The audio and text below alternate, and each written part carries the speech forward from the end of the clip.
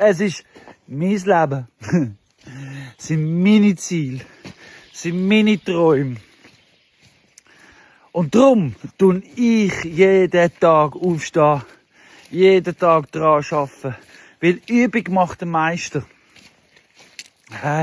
Jedes Mal, wenn ich zum etwas Neues mache, und dann das zweite Mal und dann das dritte Mal, und irgendwann ist es einfach normal. Irgendwann kann ich es dann so richtig. So in Zahlen sagt man 10.000 Stunden üben und man wird Meister. Aber das muss man zuerst mal machen, 10.000 Stunden. Das ist extrem viel Tag.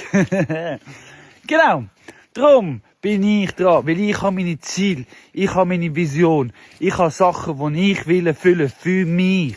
Nicht für irgendjemand anderen. Also ist es egal, was andere Leute sagen. Wichtig ist, wie ich mich dabei fühle.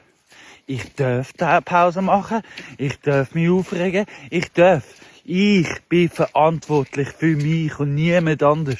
Also, wenn ich will, dann muss ich. Verstehen Sie, was ich meine? So ist es. Hey, ich wünsche einen schönen Tag. Viel Spaß und ein schönes Wochenende. Bei was auch immer das du machst.